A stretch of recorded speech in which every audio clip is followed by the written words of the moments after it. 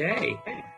Welcome, everyone. Thank you for joining us. It's a pleasure to have you all on this exciting webinar today. Just as a manner of order, we are recording this webinar for internal purposes and to potentially share to a broader audience afterwards. So if you have any hesitation or concern around that, please take yourself off camera and you can let the Children in Nature Network administrator know via the chat or by email, and we'll work it out. But I'm really excited to welcome you here today on behalf of everyone. My name is Harris Solomon. I am a consultant with the Cities Connecting Children to Nature initiative, which is jointly run by the National League of Cities and the Children in Nature Network. And we are here today for a really exciting discussion around the intersection of sustainability and resilience work and how cities and others can work on engaging youth and trying to equitably connect children to nature through those processes. I'm excited to present a great suite of panelists and presenters who are with us today. We have Christina Kata, who's the New Jersey Associate with the Regional Plan Association. We have Rob Freudenberg, the VP of Energy and Environment, also at the Regional Plan Association. We're joined by Monica Lopez Mcgee from Children in Nature Network, where she serves as the Senior Vice President for Cities and Community Engagement. And from two cities in the New York City metro area, we are joined by Chadwick Schroeder, who is the Sustainability Manager for the City of Bridgeport. And over across the river in Newark, we have Yuritsa Rodriguez, who is the Sustainability Program Assistant with the City of Newark, as well as Habiba Yassin, who is the Urban Sustainability Directors Network, Equity, Diversity, and Inclusion Fellow for the City of Newark. We are really excited to have all of them joining us, and we're excited to hear from them about the great work that has been happening on this topic. I'm just going to invite everyone who's here listening in on the webinar to pop your name and your affiliation, so a city, an organization, into the chat box, and perhaps one recent project that you're particularly proud of, whether that's around sustainability or resilience or just linking your community to nature writ large.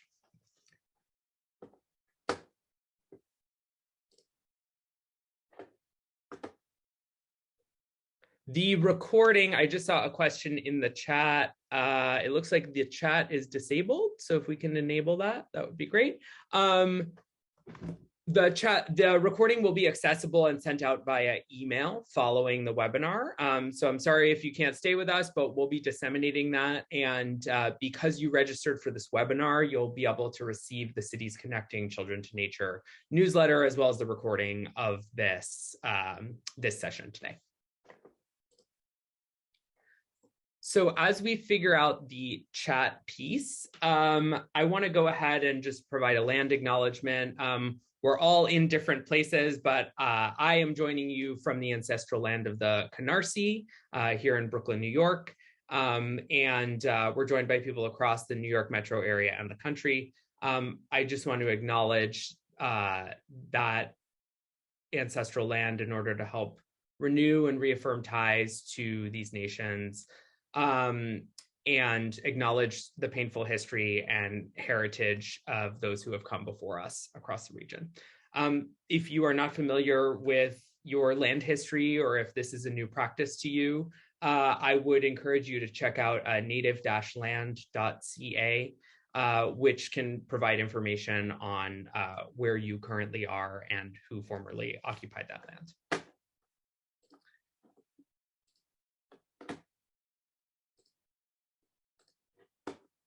Great. So just to give you a quick overview of what we'll be doing today, it's really to raise awareness about the opportunities that are available at the intersection of sustainability and resilience work and nature connection, as well as just highlighting some great recommendations and best practices that were surfaced by Regional Plan Association and that come from our wonderful cities of Bridgeport and Newark, to really help to bridge that divide and do work where you're getting a 2-for-1, right? Where you're already engaging in sustainability and resilience work, and you can actually bring youth populations and children into that work and forge connections with nature. So just in terms of today's format, we'll be giving you a few slides, an overview of cities connecting children to nature and why this work in particular is of interest and importance to us. We'll hear from Christina and the Regional Plan Association about some of the research and interviews that they did on this topic.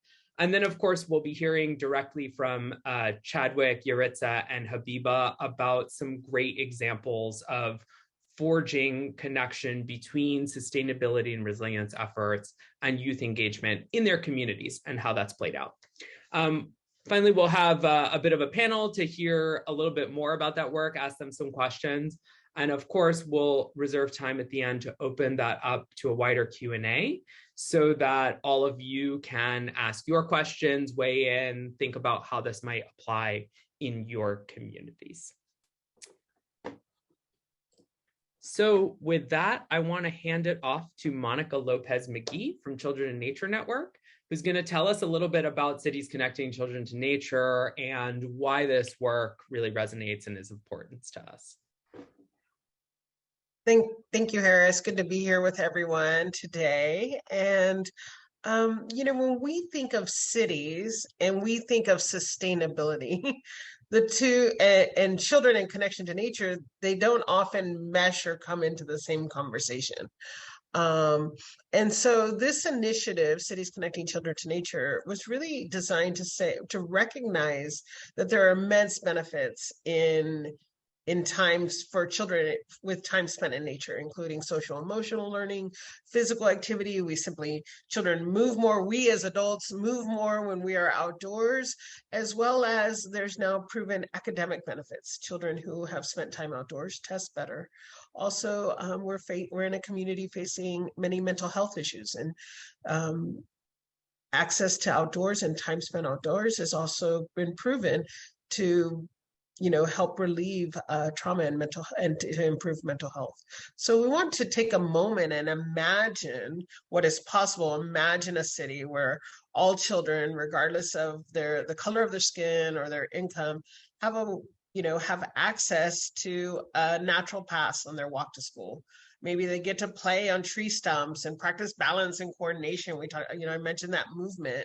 They get their hands dirty, right, in soil, in school gardens, in community gardens, and they, get to also learn about the outdoors when they visit their library, when they visit their local parks. And a city where there's outdoor experiences in the center of town, where city leaders and community partners are coming together to bring those benefits of nature, where kids play and learn and live and explore. And to do that, these two organizations came together, Children in Nature Network, with the evidence, the research base of knowing the benefits of nature and saying that we can't do this alone. We do it in partnership, and recognizing that National League of Cities, a large member organization with towns, cities, and villages, to say, together we can realize this change.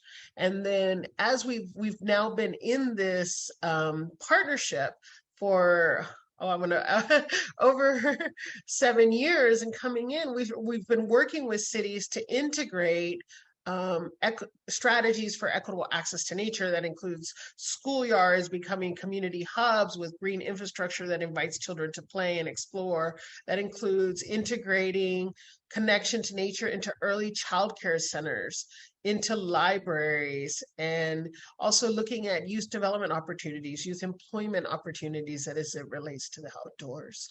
We're seeing some great efforts, and yet much of this is still happening without with without partnership of sustainability and resilience offices, where there is immense opportunity, where cities stand at the front of climate crisis, right? And so as we look at our densely populated neighborhoods and our layers of infrastructure and all that, and the rising our rising heat temperatures.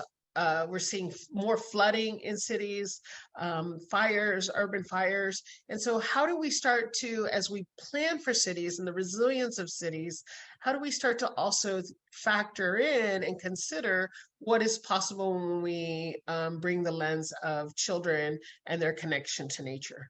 And when we do that and bring those, we've seen a few cities who have been successful in this. When we do that, we really start to see big opportunities where we can create places that are tree dense and reducing climate while also creating places for children to sit and explore, where we're managing stormwater while also creating habitats for exploration, and where we're managing stormwater and rain gardens and creek beds with also opportunities for interpretation and families to explore along a trail. And when we do those together, we can bring the benefits from climate resilience policies that can also connect children to nature more equitably, and vice versa, that we can bring these strategies for children's connection to nature, and bring in and factor in how the infrastructure shows up in those spaces, so that bioswales can become places for children to play, urban forests, destinations for exploration, and rain gardens, these interpretive stations. So with that, our partnership, the CCCN, recognized that there's something emerging here, and we were seeing it in a few cities, but we knew that we wanted to learn more. And with that, we set out to build partnership, and we joined in collaboration with Regional Plan Association and their expertise and knowledge around sustainability and resilience and working with cities, and dove into a study that they conducted to help us better understand what's emerging at this intersection. So with that, I turn it over to Christina to share a little more of the research project and the findings. And before Christina tells you about that, I just want to note, you may all see the Q&A function down below. I mentioned we'll be doing that later. If you have questions that come up about what Monica just told you about this work, about our PA's findings, please type them into the Q&A, and we'll ensure that we collect them, go through them, and get to answer them later as we talk with our panelists. Christina, I'll turn it over to you. Thank you, Harris. Thank you, Monica. Good afternoon, everyone. My name is Christina, and I am a New Jersey associate at Regional Plan Association. I'm joined by my colleague, Rob Freudenberg, VP of Energy and Environment. RPA is a century-old nonprofit organization that develops and promotes ideas to improve the economic health, environmental resiliency, and quality of life of the New York metropolitan area.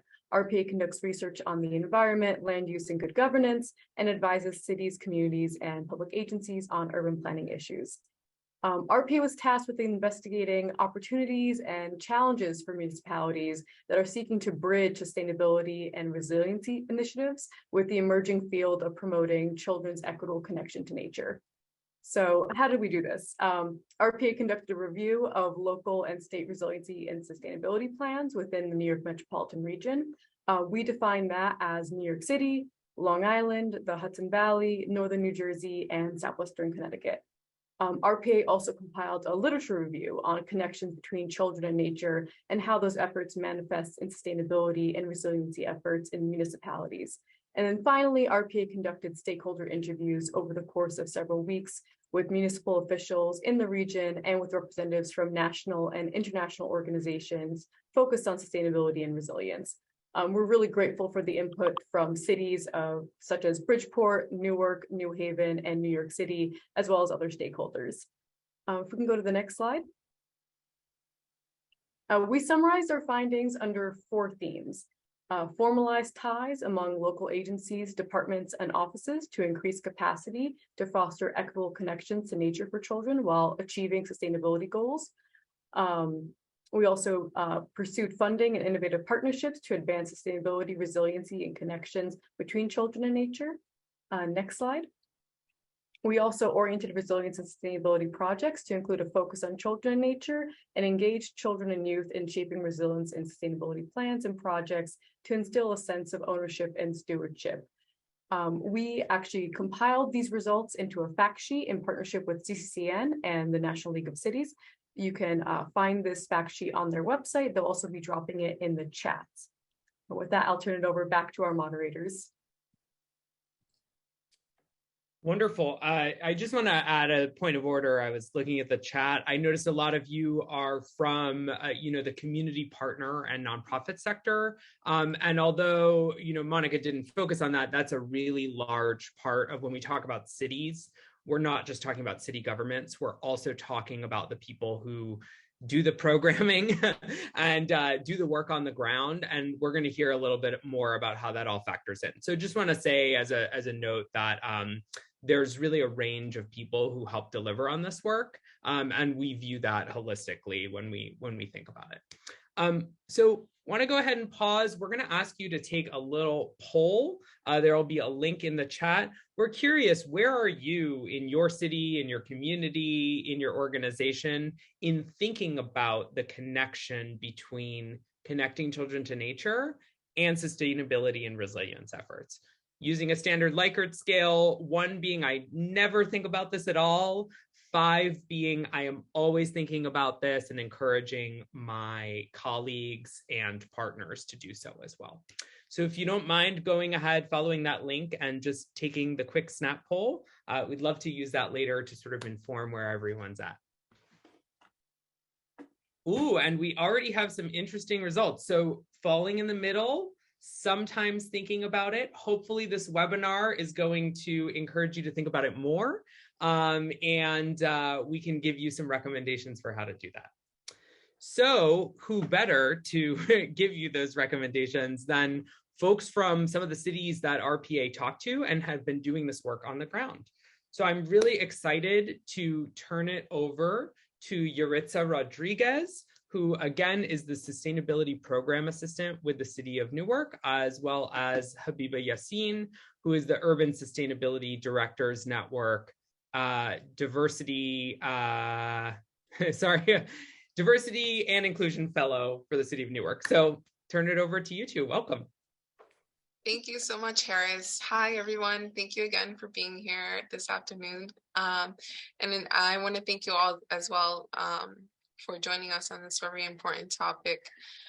So let's jump straight to it. So today, Newark has a growing population size of 315,000 and counting. It's the most populated city in New Jersey. Newark is also the second most racially diverse municipality in New Jersey. The city offers an urban and suburban mix with 76% of residents renting their homes, as stated by towncharts.com. Our city is located in the northeast region of New Jersey in Essex County, which makes Newark part of the Lenape tribe's ancestral land.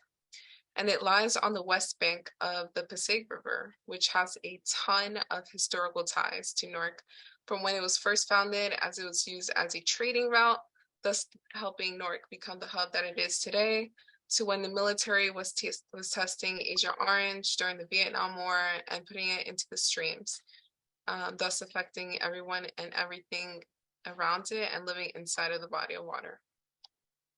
Speaking of the Passaic River, which is one of Newark's recent key assets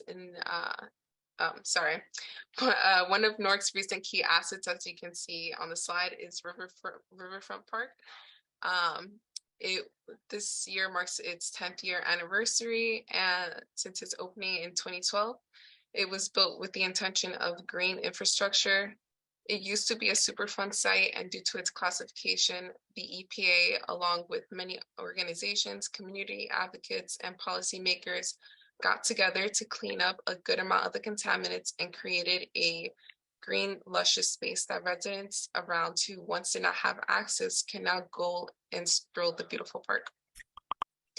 I'm going to have Habiba list in the chat a link of an event we hosted at Riverfront Park.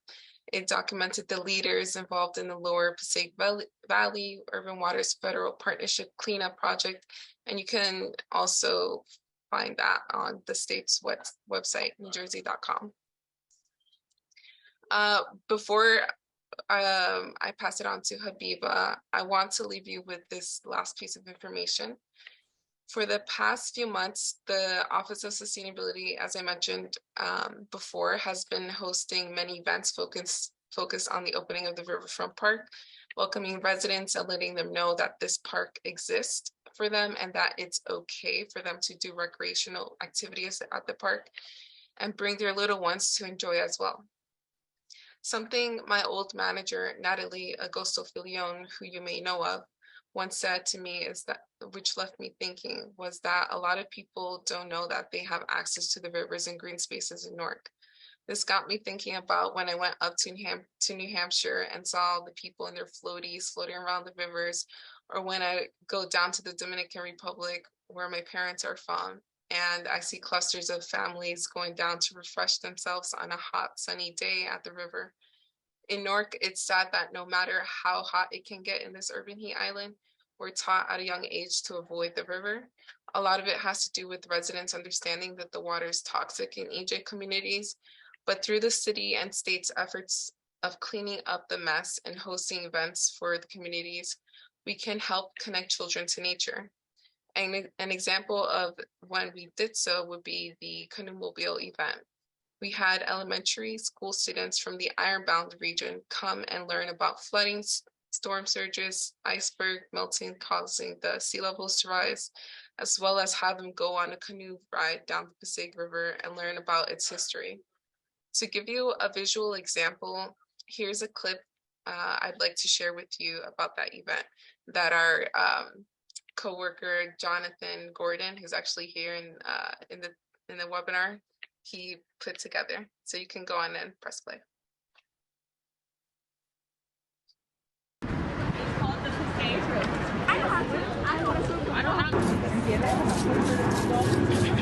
Give us a really strong wind.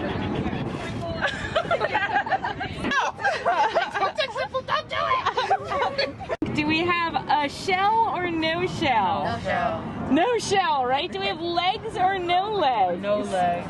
So which one does this look like? The crane fly. You're right. You are right.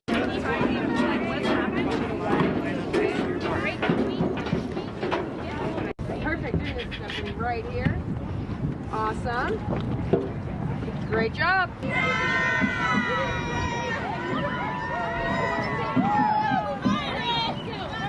Who should we go to first? Who should we go? Hennessy's. How did you like today's trip? Good. Oh, it's good. Okay. Henry, how was today's trip? Today was a really good trip. How did you like today's trip? I loved it. It was the No, best. you can actually record it. It's recording. It was recording. I give it 2 thumbs up. Thank you for asking. Woo! Leslie, how did you like today's trip? Good. Good, good. Okay. Mamasa, how did you like today's trip? I thought it was amazing. I love the canoe ride. Yay! It Trip. was awesome. I feel like I would definitely do it again. Yep. Miss Kamaya, how was today's trip? It was amazing. Yeah. Kaishla, how was today's trip? It was good because we got to learn about our environment.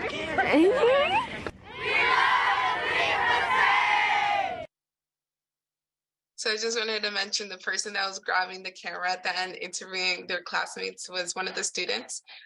John came up with that amazing idea.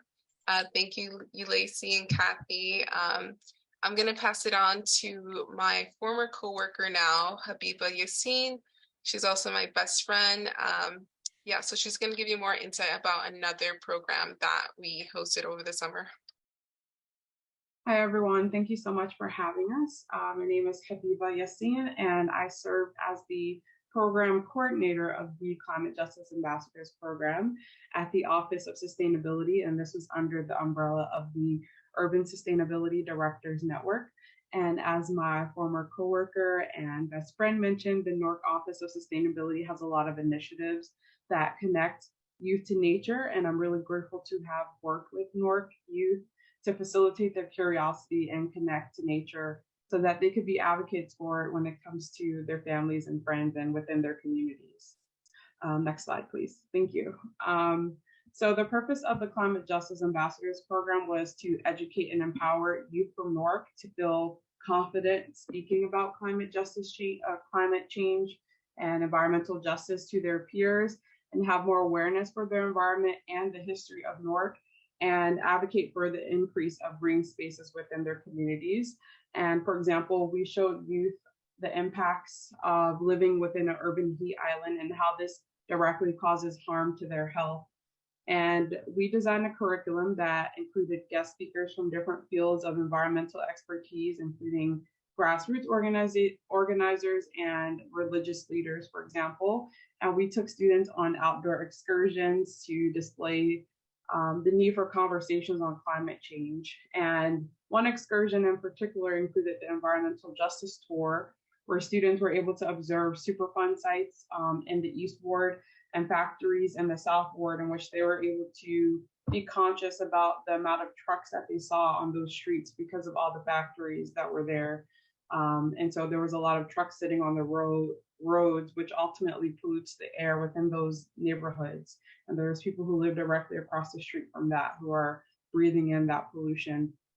And they were also able to see the contrast of that kind of environment with attending the eco tour, in which they were provided the history and the importance of the Passaic River as we cruised through the waterways with the waterkeeper. And we got to ask them lots of questions and just have like a change of environment. And so the goal of the Climate Justice Ambassadors Program was to both expose students to sustainable career paths, as well as equipping them with knowledge of environmental issues within their communities, so that they could be the biggest advocates for changing, making those necessary changes within their communities. And for some of our key partners, that they included the Southward Environmental Alliance, the Greater Newark Conservancy, which we utilize their facility, and it sits on a really beautiful area where they have lots of like plants and greenery, and they also grow their own food there as well. So that was a nice environment for the students. And then we also partnered with the Newark Green Teams, as well as the Ironbound Community Corporation, who helped facilitate the environmental justice tour. And for me, I feel like we couldn't do this work without the help of those other organizations who are extremely committed to sustainability work in Newark. And the impact of this kind of work is really important, because making information like climate change relevant to students of color within Newark, so they understand how important green spaces are to their communities, is what an environmental justice crisis community needs in order to thrive. They need students being advocates for making those changes. And this is why we invited individuals from different fields to speak to students, so that they can be exposed to the various ways in which they could connect to sustainability work within their communities. And so the Office of Sustainability continues to engage youth with green spaces through various programs, such as the continuation of the Climate Justice Ambassadors Program, in which students will work on a climate justice related project at a local Newark organization. So even though that one is over for the summer, we still want students to kind of continue doing that sustainability work. And there's also the Catch Basin program and the annual Green Fest. And as Yaritza mentioned, the canoe bill that happened at the Riverfront that a lot of Newark Public School students partook in. And so for more information or updates, you can follow the Office of Sustainability on Twitter and Facebook, which I will put in the chat. And you can also contact myself or Yaritza or John, who is currently leading the Office of Sustainability. I will put our information in the chat as well. And thank you so much for allowing us the opportunity to speak to you all. Thank you, Yaritza and Habiba, just for sharing, first of all, the inspiring video, which everybody loved, but also, you know, for telling a little bit of the story. And I'm excited to dig in later on the panel, establishing that environmental justice connection. I know, and I would love to hear a little more later when we do the panel, about how the Riverfront Park also came right from environmental justice advocacy in a place that I remember was framed a long time ago as turning its back on the river, right? Because it was so polluted and had been dumped in by so many corporations. So thank you for sharing that. Want to invite everyone, if you have questions or want to know more about the projects that Habiba and Yuritsa talked about, please feel free to drop your questions in the Q&A box and we'll answer them later. And with that, I want to turn it over to Chadwick Schroeder from the City of Bridgeport. Thanks so much, Harris, for the introduction. Good afternoon, everyone. I am Chadwick Schroeder, and I'm the Sustainability Manager with the City of Bridgeport. Thank you for having me today and inviting the City of Bridgeport to participate in this webinar. Little background on Bridgeport. We are the largest city in the state of Connecticut with 145,000 people. We're along the Long Island Sound in the western part of the state, nestled between the Gold Coast and Fairfield County and New Haven County to our right. City of Bridgeport sits within Fairfield County. We are the largest city in the state and the fourth most diverse. I'm sorry, my phone's ringing. Most of our diversity within Connecticut rests in our urban environments, leading to a lot of segregation across communities that are often more rural, suburban, and homogenous, typically white. We have a mix of urban predominantly and a mix of suburban development within the city. And then if you didn't know it, we are the park city. We have over 50 parks within the city of Bridgeport, ranging from giant parks to little pocket parks. And notably, we do have 2 parks designed by Olmsted, Seaside Park and then Beardsley Park, and Seaside is featured right there on the bottom left. Next slide, please. So the program that we are talking about today is the Mayor's Conservation Corp. This program has been in existence for a number of years and has taken on a lot of different iterations. It's moved from different managers to different mayoral administrations, but it is strong as ever right now. And they've been doing a lot of work over these past couple of months related to sustainability, resilience, and working with our Parks and Rec department. So a brief overview of the program. We want to make sure that Bridgeport youth are getting connected into the community, connected to sustainability and resilience projects going on within the city, and that they feel empowered to not only pursue careers in this field, but to be a part of their community.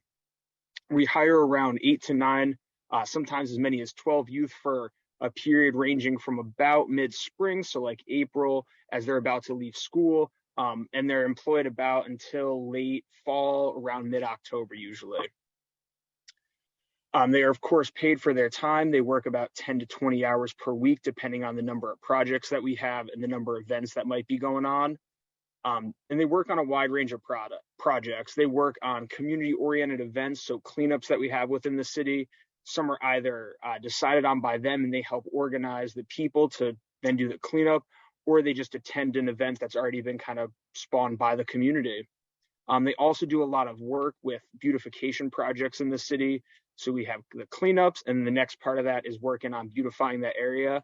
So helping assemble community gardens, repaint them, weed the plants out of there, and then replant them.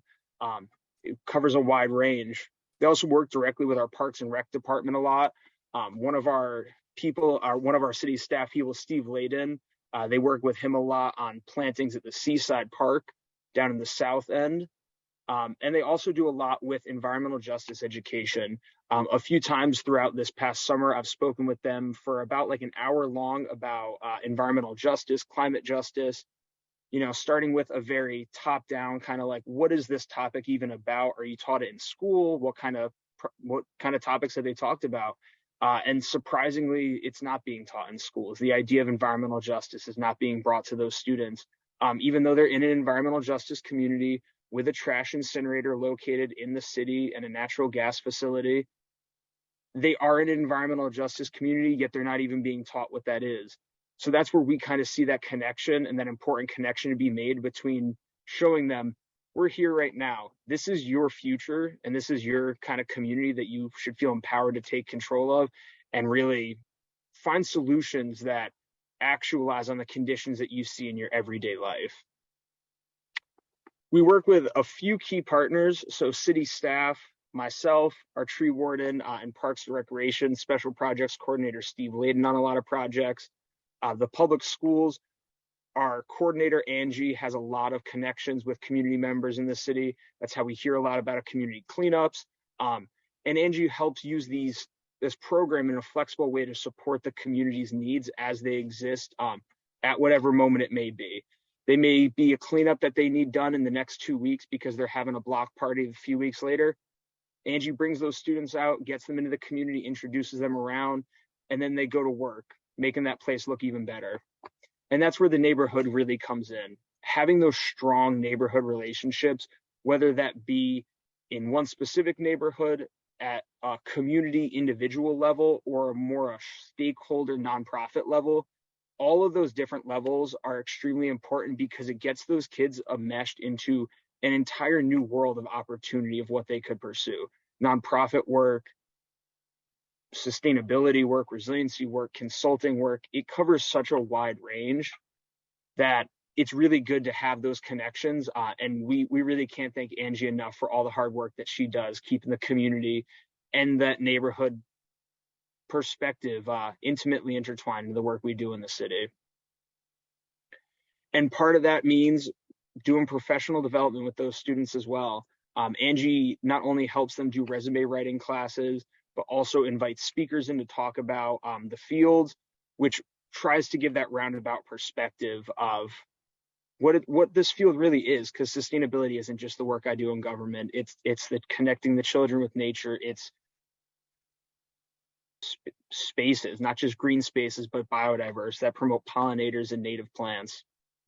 Now I'll quickly just talk about the 3 pictures you kind of see on the screen in front of you. So the one on the left, the students are doing a planting project at the police station within the city, trying to make that look a little bit more welcoming. The middle one, so this was actually part of our Hollow cleanup event. The Hollow is a neighborhood on the west side of our city that has a lot of concentrated poverty, structural issues, as well as a lot of blight typically. Angie and some of the other stakeholders within the city and the community came together and organized a massive church cleanup with all the churches in this neighborhood and the people in this neighborhood getting about 100 volunteers out on a Saturday to clean up the streets, street by street, with grabbers and garbage bags, to show that not only are there people that care, the community cares, the people who may not live here but come to church here care, and so do the students.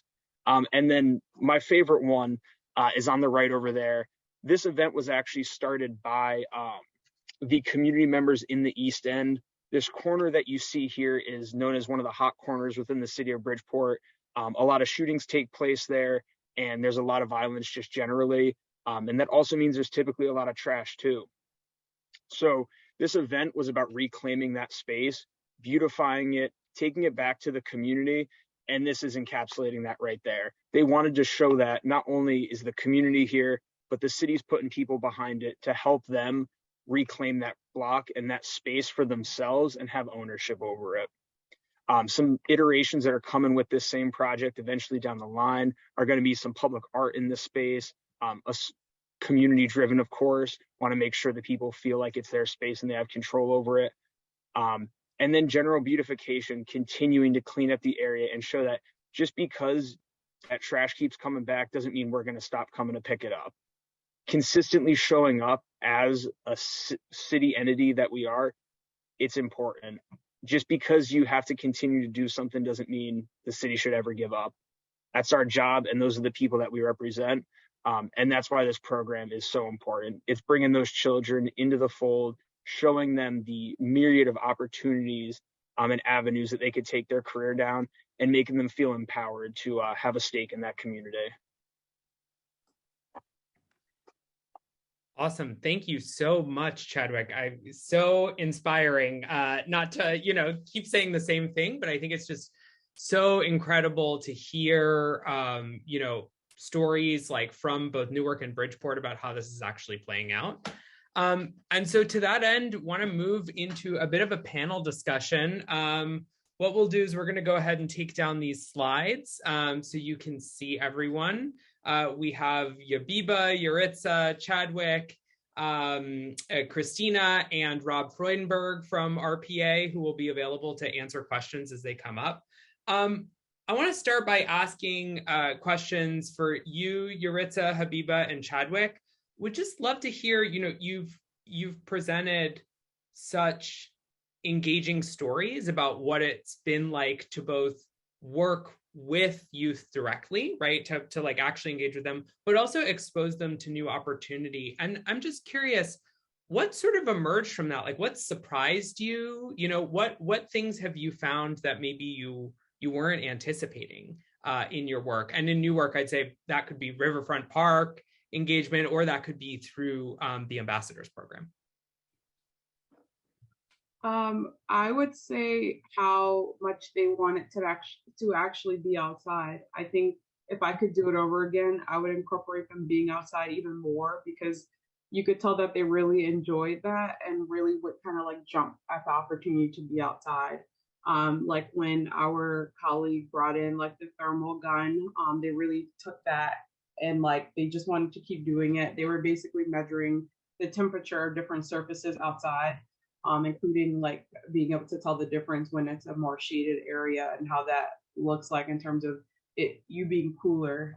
They got to use a thermal gun for that one. And even when we went on the Passaic River, you could tell they were just like so excited to just be outside and be on a boat. And that might have been like a first time opportunity for a lot of them actually. So I think that kind of like surprised me how much they genuinely enjoyed wanting to be outside more.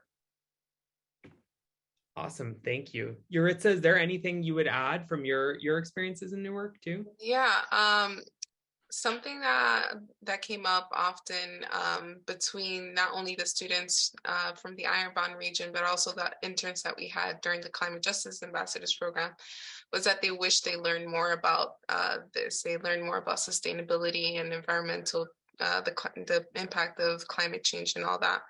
And they really enjoy it. They understand that it's important because, you know, of course, what goes around in your environment impacts your health. And so, you know, it's amazing that New Jersey actually, starting this September, they started incorporating teaching climate change to students at schools, which is, yeah, amazing. And so, yeah, that amazed me. And another thing that surprised me was how much the young children actually knew about, you know, flooding, how they knew about the impacts of sea level rise and all that.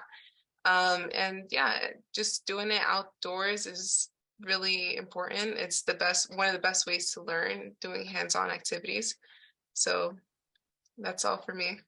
Wonderful, thank you. Chadwick, love to kick it over to Bridgeport. What sort of surprised you or delighted you, or were you not anticipating about some of the work that you've done with the program that you talked about? I would probably have to go along a similar thought of it's the knowledge for them. Mm-hmm. The interest, I think, was something that shocked me. Was, you know, you always have the people that might not seem extremely interested in what you're talking about. They might be looking at their phone, something like that. The way they turned their attention, though, to the topics once they actually started to recognize and discuss the way they felt and understood their environment. And I think that represents the important lesson that talking in terms of what they understand and what they see and live with their own eyes is often a mismatch between the education that they're receiving around these topics. It's not defined in terms of why the air doesn't feel good this day, or why the flooding's happening in your community. Why is there smog in the sky? It's never in those terms. It's in terms of academics and science, which make those connections difficult. But when they see something in their real life and you're able to make that connection to the science or the academics that's in a 100-page report, they feel empowered to do something about it and learn more and actually do something impactful and for their community. That's great. Thank you, Chadwick. I think the emphasis that all of you have made on the lived experience, right, of the youth that you're working with and drawing that connection is a major lesson that everyone can take away on this webinar, is really understanding that it's putting it in terms, in many cases, that youth feel like connected to and can engage with. So I actually want to turn it over to our PA for a second to ask a question.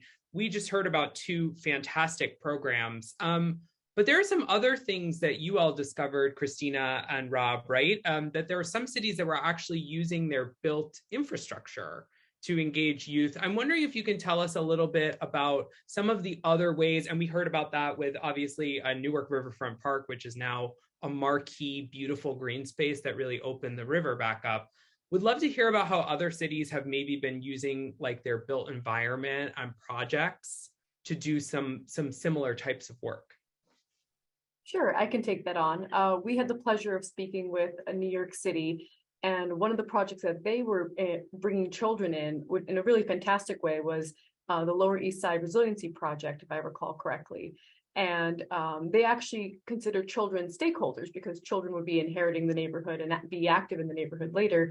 And so as part of the community engagement process, they worked with school children to say, like, what do you envision for this area? What does resiliency mean to you? And actually incorporated some drawings into that community engagement, which was really fascinating to learn about. So that's just one example of how a resiliency plan for a physical neighborhood can bring in children into the fold and make them feel like they have an ownership part in the process. Awesome. Thank you, Christina. Yeah, that's part of a much larger project, right? That's happening about sustainability and resilience that's known or was formerly known as the Big U, right? Which goes all around Lower Manhattan. So just thinking about ways that not only creating programs, right, which as we know can be time and resource intensive to set up to engage with youth, but also thinking about existing opportunities that may be built into projects, right, that are coming to fruition or being planned.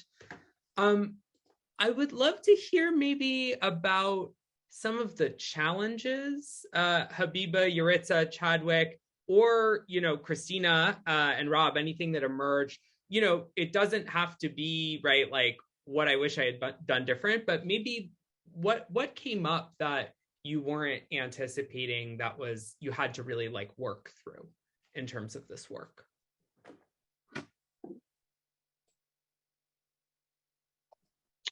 I have one point. You can go, Habiba. I was just going to say, well, for me, it's about making it relevant, like making whatever information is relevant to students, making it to where it's something that they can see the impacts and how it impacts them, and therefore explaining why they should care. I don't want to force them to care, but like I want them to genuinely care so that people within their neighborhoods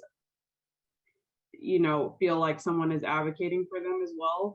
When on the first day of class, I asked students, like, who wants to like live in Newark and stay in Newark and like, thrive in Newark? And like a lot of them said that they did it. And then I asked them why. And then I kind of alluded to the fact that a lot of the reasons why they don't want to stay in Newark is because of climate justice issues and like environmental racism. So making like the things that we were talking about relevant to them. And even when we were invite like scientists to talk to them, we still want to make sure it's like digestible to where they can like pretty much like be able to say it to someone else in their own words. So I would say that was one of the challenges.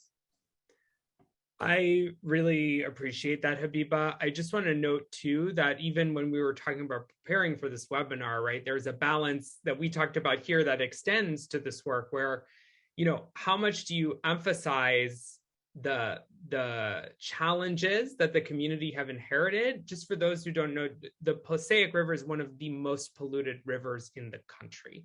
When EPA declared it a Superfund site, it was a huge deal. I actually worked at EPA at the time.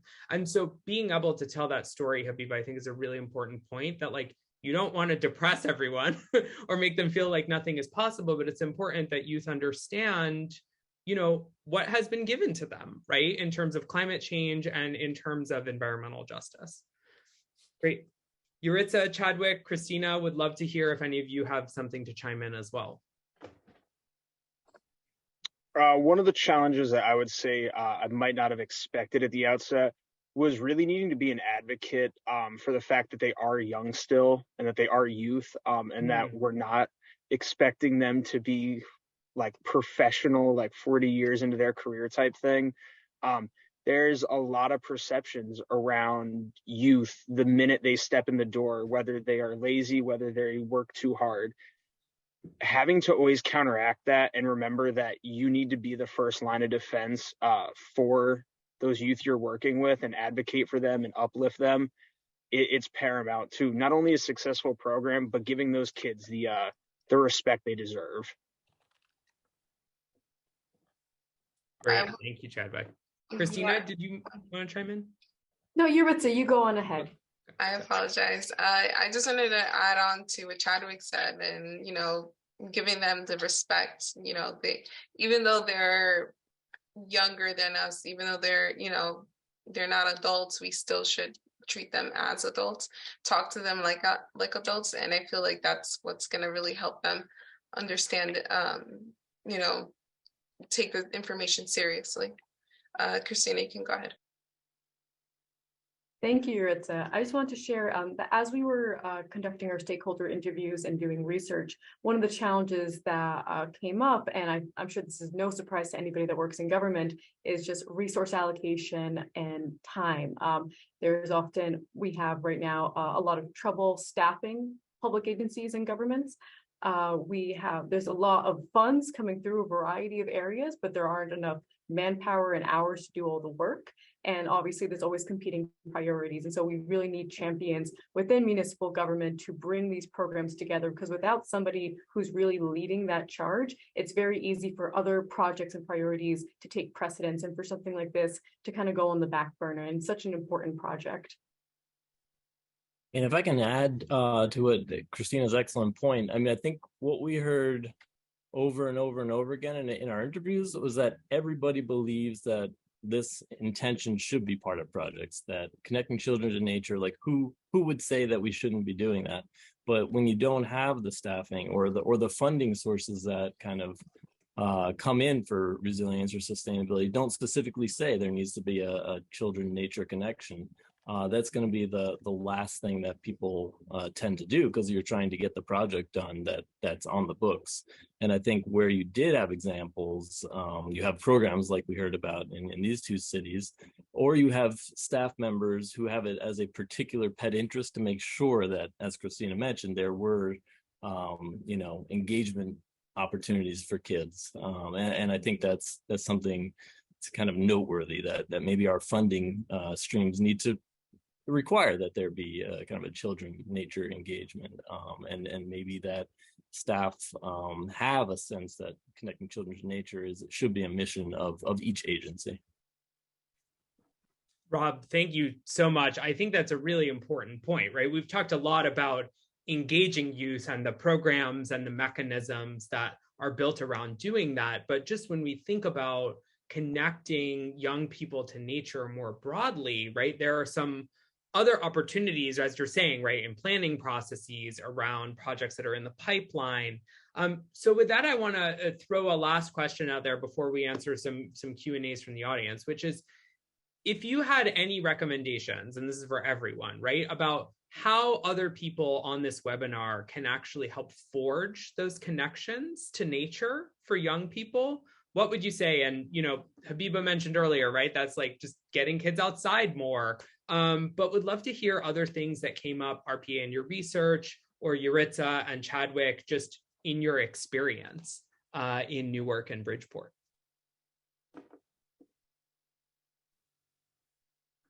And this could be as simple as like, hold a bug. I'll throw that out there.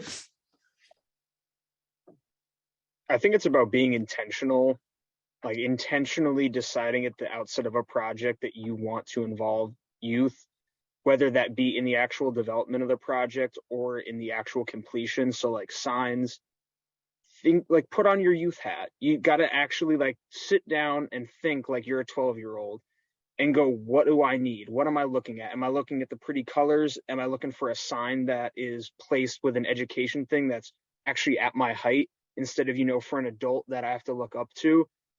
You have to act like one of them if you're not going to directly engage and involve them in the development of your project, to be able to make something that's tangible to them. But having that mindset is what's going to not only make your project better, but make those results really tangible. It's about being intentional. Love that. Thank you. Other thoughts? I mean, just kind of in that same light, I think, your intention, as you said, Chadwick, can be to kind of think of what draws kids to it. I mean, there was engagement done in a park, and I think in New Haven, they made sure they went to a park to engage around a project.